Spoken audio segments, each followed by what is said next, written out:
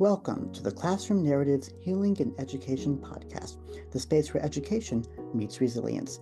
I'm Dr. Joey Weisler, and in each episode, we dive deep into the personal stories of educators, students, leaders, and frontline advocates who are navigating the complexities within modern education.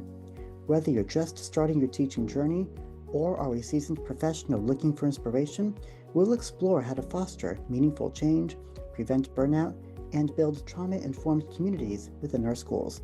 Now, let's take a seat at the front of the classroom as we get started. Welcome back to the Classroom Narratives Healing and Education podcast, where we're continuing to explore healing, burnout, and resilience in education, one story at a time. Today, we're joined by someone whose work is reshaping how we think about storytelling and service spaces. Maria Bryan is the founder and principal of Maria Bryan Creative, a Tallahassee-based consultancy originally built in Brooklyn. She's a trauma-informed storyteller, a purpose-driven marketing strategist, and the host of the One Bearing Witness podcast. Through certifications, workshops, and keynotes, Maria teaches nonprofits and really all of us how to gather and share world-changing stories without causing harm. Her guiding belief is that stories are sacred, and storytellers have the ability to create safer and more connected communities. So in today's conversation, we're going to be working to unpack what it means to approach storytelling with care and compassion, especially when working in education, advocacy, and healing spaces. Maria, welcome to the show. Oh, thank you so much, Joey. That was a very kind introduction. We try. Thank you again. So before we came on, Maria and I met through a mutual conversation. And just now in our pre-recording, I mentioned the idea as to how I was speaking with another contact about a week ago who is working with film here in the South Florida area. And the resolution that we both came up with is that we know how important mental health is to our community. Everybody wants to say, yes, mental health matters, break the stigma. Yet the work that we do in actually trying to lean into the discomfort in telling those stories and witnessing those stories is something that a lot of us still really hold back on doing. So, Maria, tell us your perspective on that philosophy and what is Uh, Maria Bryan Creative doing to complement well, that? yeah, so I couldn't agree more. Actually, it's one of my biggest pet peeves when nonprofit marketers and fundraisers will tell their story owners, if you tell your story, it's going to help in your healing process. And I just think that's really not very genuine, authentic, or necessarily true. It's a promise that we can't make that just by telling your story that you will heal. So I'm so glad that you're having these kinds of conversations as well. Now, in my studies of being trauma informed and trauma and resilient, storytelling can play a huge role in healing, but it's not a promise that we can make, especially on a timeline. So, what my thoughts are, when you are going to tell your own story or you're asking others to tell their story, especially in the teaching context, you should have two questions in mind. One is, what is your goal for telling your story or a story? And what is the outcome that you want? So maybe your goal is to heal, but maybe it's to educate, maybe it's to inspire, maybe it's to change legislation. And what outcome do you want? You know, what kind of action do you want people to take? Do you want your students to check on one another? Do you want fellow teachers to check on their students? Do you want administration to provide better spaces, safer, more trauma-informed spaces? And I think when we ask these questions, what are your goals and what outcomes do you want? It frees us up to not just focus so heavily on the healing part. There's lots of reasons why storytelling is important, and I don't think we need to put so much pressure on the healing aspect of it, because you're right, storytelling can be incredibly painful. There's a lot of tenets of being trauma informed, and there's two that I really stick to, and that is providing safety and agency, because those are the two things that are stripped away when you have experienced trauma. And trauma, by the way, isn't the experience itself, it's how your body responds to trauma, which is going to be different for every single person. And so I actually feel like we should give that agency to folks, give that decision to folks. If they're in a season where they just want to listen to fun, lighthearted podcasts, I think that's perfectly fine. And when they're ready to dig a little bit deeper and to hold space for pain and revisiting those difficult parts, maybe they never will, then invite them to come listen to you. I think that all of us, again, for your listeners who are teachers or storytellers, that we think that we are for everybody, but really we are for people who are ready and willing to listen to what we have to say. So if folks are tuning in to a difficult subject matter and they're not ready, they're actually probably going to make negative associations with you. So it's best to just let people know that you're there when they're ready to engage. Those are my thoughts. I love that, to be ready and to be willing to Mm, go into those types of stories when the subject feels like the time is right. So, with that, we do talk about stories. Again, you advocate for the truth that stories are sacred. I yes. love that line so much. So, for educators and nonprofit professionals who are working with real human pain, what does Right. it mean to treat storytelling as sacred in practical terms? Stories are a gift. We sometimes feel that people owe us their stories. Sometimes we feel like, kind of alluding to your previous questions, people should listen to our stories, or you hear someone's story and you're like, ah, someone else needs to hear that story. But really, stories are so personal and they're a gift. So, first and foremost, it's not something that anyone has to give. It's a choice to give, and it's a beautiful gift to give.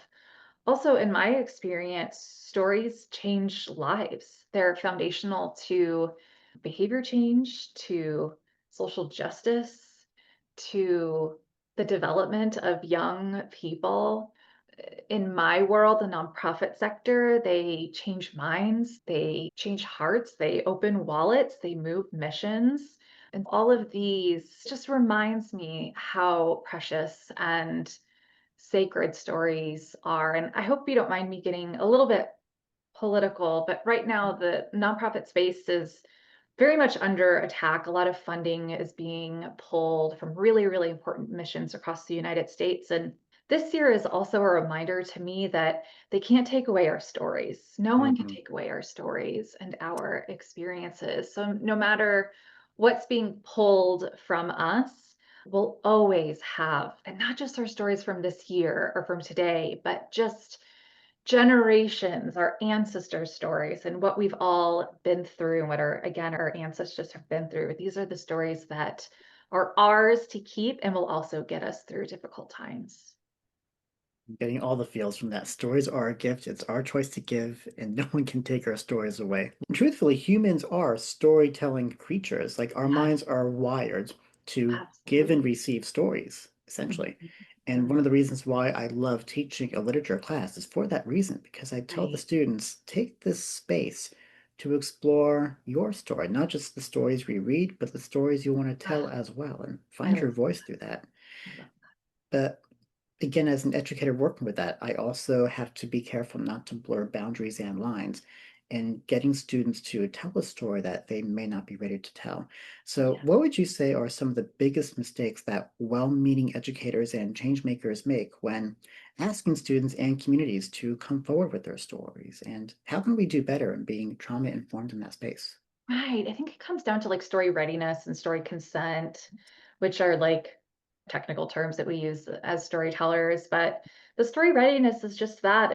My hope is that students have choices in telling their stories. And just because you share your story doesn't mean it needs to be shared publicly. So I'd wonder, as far as story readiness, and I guess consent too, is a matter of, what if you gave students journals and you gave these story prompts and they had choices to keep their stories to themselves, to allow their teacher to read this, or to share in front of the class, right? And that's where we give that safety and agency. Just writing the story is such a powerful experience, but that's a story that you can just keep to yourself. And that's where consent comes in too.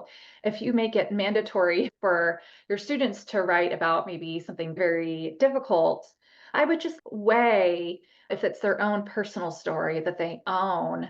if that's really giving them consent, if that's really giving them agency, I think that would be really powerful for students to know I can write this story, I can explore my story, but then I have the choice on whether or not I want to keep this to myself.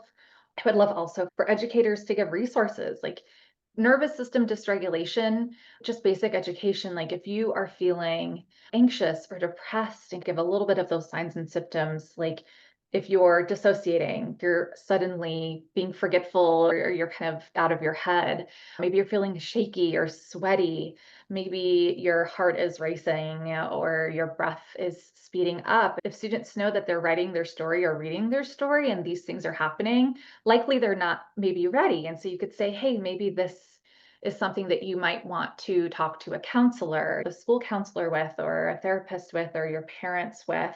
I think there's like a lot of guidance that you can surround students telling their own personal story and to be in tune with their bodies and what's happening in their bodies as they're thinking about their stories, writing their stories, and again, maybe amplifying their stories by telling them in front of a classroom or even sharing them with their teachers. You're making me think back to one of my favorite movie scenes from Hollywood Teachers. In the movie Freedom Writers, Long Beach educator Erin Gruwell buys her students composition notebooks, and these are students that have given her a really hard time with her acclimation as a first-year teacher. And really, all that she knows about them is that a lot of them are gang affiliates.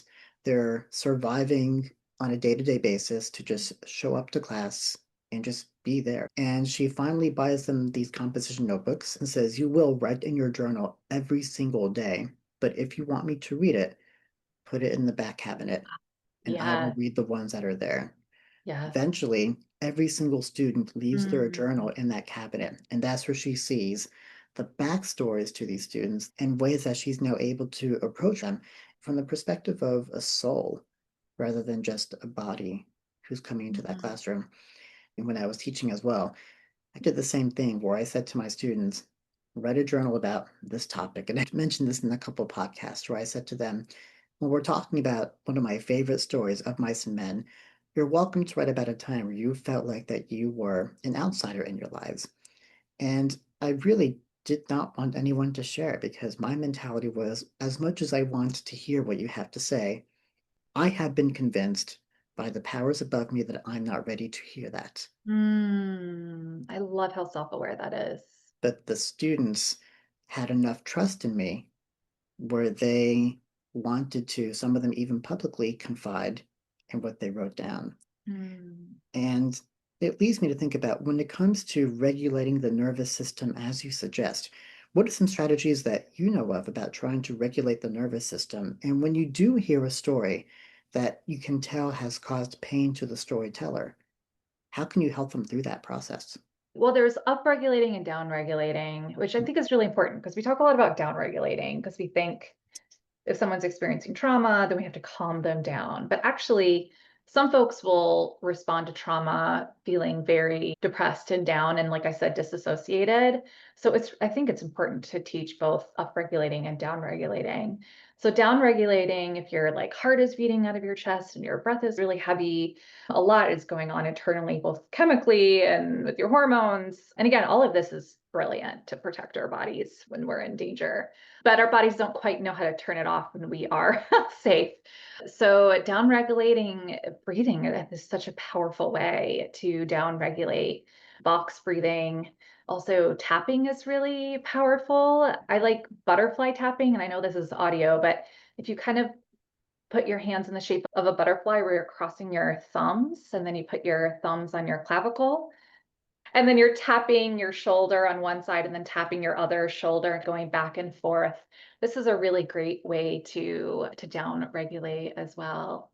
And then upregulate could be exercising, moving, dancing, listen to like upbeat music, which I think would be a really great exercise you could do with your students. So if you are feeling like paralyzed or disassociated, so this is more of the freeze response, right? Where the other two would be the fight response and the flight response. But the freeze response, you might need to upregulate. And so that's where you might need to get your body moving. I do want to say, though, that you always want to support folks to get professional help as well. So these are always good when you're in the classroom or just day to day. It's really good life skills. But if your students have experienced trauma, I think it's always good to involve school counselors and to have hotlines, all kinds of resources. And I think, and this is something that we've talked about before, Joey, and that's like knowing your scope and having boundaries. Yes. So being able to teach these things, but also to know that you're not a therapist. And so to have like important resources.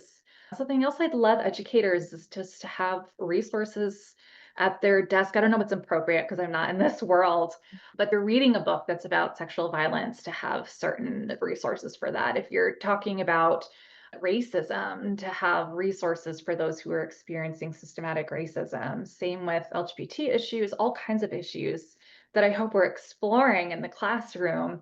Some folks are going to be learning new things, but some folks have such deep lived experiences that this is going to tap into.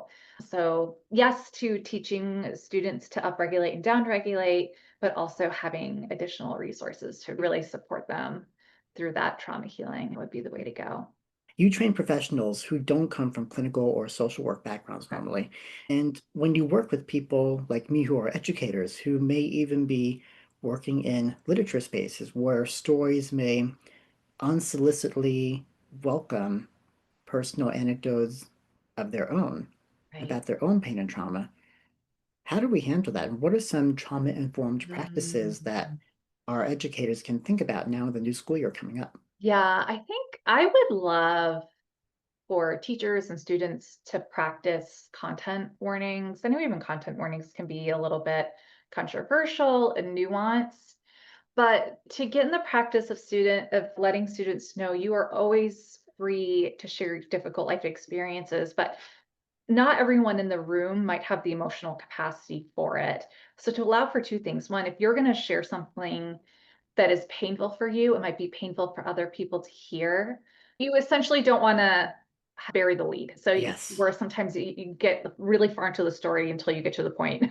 So that's essentially what a content warning is, where you're telling a casual story and then all of a sudden you're talking about a rape or you're talking about a shooting or you're talking about racism or homelessness, whatever it may be, something that would be really upsetting to tell or to hear. So a student might say, hey, I want to share a story and I'm going to be talking about abuse. I'm going to be talking about sexual abuse. I'm going to be talking about rape. And this is my content warning. And then for you as an educator to allow students to leave the room for this. And I don't know what that looks like in the context of education, if they would be allowed to go to the bathroom simply or go to the library. I know when I do trainings virtually, I tell people I'm going to be talking about, let's say, pediatric cancer for the next 3 minutes. So put me on mute and I'll wave my hands when I'm done talking about it. So again, that gives choice to other students in the room. And I would say, even maybe with some of these books, to let folks know you don't have to read this book if you feel like it might be too difficult for you to read because of your own lived experiences. So, yeah, I would love to see students and teachers alike to start giving content warnings and to just say, hey, I'm going to be talking about this difficult thing. And I'm going to let you choose as students to opt out of just the next 5 minutes or the next 10 minutes. And I think it's a great life lesson for later in life. I know even with my friends, sometimes when I'm going through something hard, I'll just ask, hey, I want to talk about a mental health issue. Do you have capacity to listen to this right now? Even to my husband, I'll ask that. And my children are very young.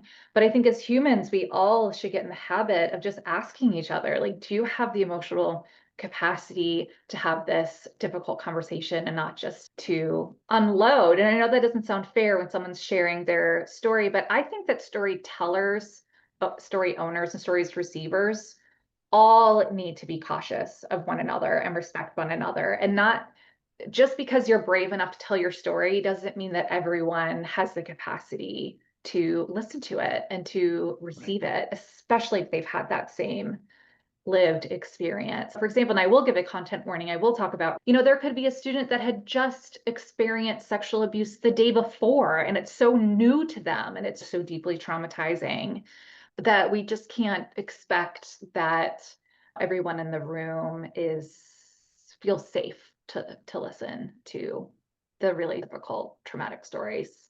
How we process trauma has everything to do with our bodies and our own trauma responses. Again, the fight, flight, freeze, and fawn response has to do with our genetics. It has to do with generational trauma that we can't even really maybe explain. It could be our community trauma and collective traumas. There are so many things that will inform how folks are ready and are able to process things. One thing we're still talking about is, like we said at the very beginning, is that we still need to find ways to invite students, but not mandate them to lean into that discomfort and find that balance. One thing that I also think about, if students say, I really don't want to join this discussion today, then I give them something alternative. It's not an excuse, but it's just an alternative, because I'm all about being flexible with them, where if we're reading a story on this topic, you don't need to be there and join the conversation, but if you can reflect for me during this window and show me what you gained during that time with you and yours, that I can then build on to bring you back into the conversation by the time you feel ready. I think it would be worthwhile having grounding exercises before and after. And so that could be as simple as breathing, but it can also, sometimes we will activate the senses or just acknowledge your senses. So everyone look around the room and focus on something you see. So maybe that's the red exit sign. And then what do you smell? Maybe it's something coming from the lunchroom or the paint, or I don't know what high school students probably don't smell that great, but like whatever they're smelling. What do you feel? Maybe it's the air conditioning, maybe it's their sweater or something that they're wearing. What do they hear? And just have silence. Maybe they do hear like the hum of something. So again, just activate. And like, what do you taste? Just focus on your tongue and your mouth and maybe what you had for breakfast or what you had for lunch. And these bring people out of these traumatic places. And again, it's reminding your body that even though you're listening to these stories, you're not there. Even if you're reliving painful things, you're not there, you're here and you're present and safe. And that's something that you can do at the end of class too, especially if someone has shared something really difficult. One of my closest, dearest friends does this exercise with her 4-year-old where they pretending they're holding a cup of hot chocolate, and to breathe in, they're smelling the delicious hot chocolate, and then they blow on the hot chocolate to cool it down, and then to breathe in, they sip the hot chocolate. And so this is just a creative way to get children to breathe. Yeah. And to breathe in and out and to activate both their nose and their mouth in a way that's almost like silly and age appropriate. Another important part of being trauma informed is following up. And that doesn't mean being intrusive, but maybe if one particular class had a really in-depth conversation and maybe it was emotional, maybe the following class, you can just acknowledge it and say, that was really hard. How are we feeling about that? Or if there was one particular student that looked really emotional, if you can, in a way that's appropriate and non-invasive, just say, hey, just want to follow up. We had a really emotional conversation. You're really brave in sharing your story, but I could tell that you were emotional. I just want to see how you're doing and how can we support you? I think that's just another way to build trust with your students.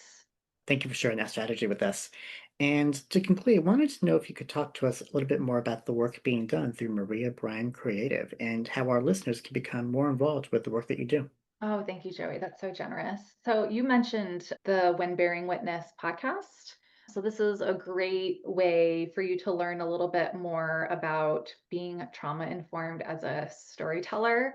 We focus a little bit more specifically on nonprofit storytelling, where you're sharing stories in order to raise money or market your programs. I think there's a lot of good nuggets in there that educators would get.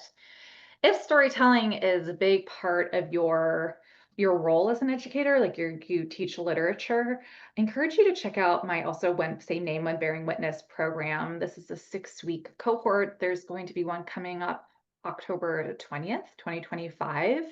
And this goes really in depth into foundationally what is trauma and the impacts of trauma, how it affects the different kinds of people in the storytelling ecosystem, which I think is really important for educators. So not just our story owners, but also storytellers and our audiences. Audiences are clearly the other students in the room. And then we go into the process of, again, everything from story readiness to the story gathering process, the storytelling process. Also, what happens when harm happens, harm will happen. We will mess up as educators, as trauma informed as we strive to be. But this is a journey, not a destination. So we talk about how we can wade through the humanness of being trauma informed. So again, this is a 6-week program. It is at your own pace, but we have live integration calls to talk through this. And I have everyone from, again, marketers and fundraisers to researchers and grant writers, videographers and podcasters. So if that sounds like you, I would love to have educators in the room too, to bring that perspective. I encourage you to check that all out.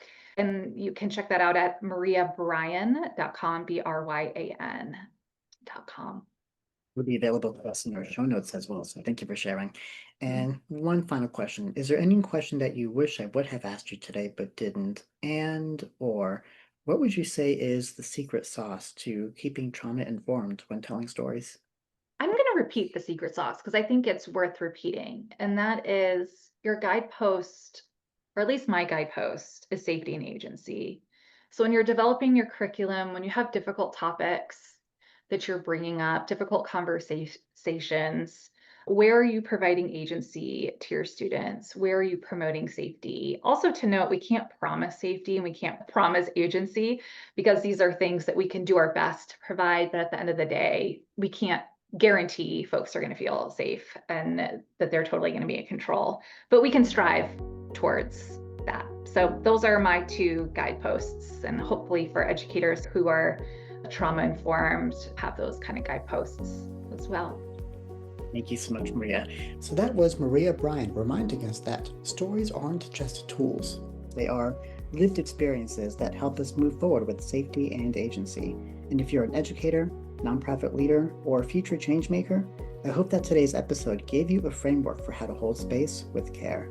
You can find Maria's work at mariabryan.com and listen to her when Bearing Witness podcast wherever you get your shows. And as always, if this episode resonated with you, share it with somebody navigating the beautiful, complex, and sometimes very heavy stories in their classrooms or communities. Until next time, take care and keep making spaces for healing. Thank you for joining us on the Classroom Narratives Healing and Education podcast. If today's episode inspired you or made you think differently, I'd love to hear from you. Drop a comment or review wherever you listen to podcasts and stay connected with us on the @Classroom Narratives podcast over Instagram and Facebook. Remember, together we can transform our scars into stars in education, one conversation at a time.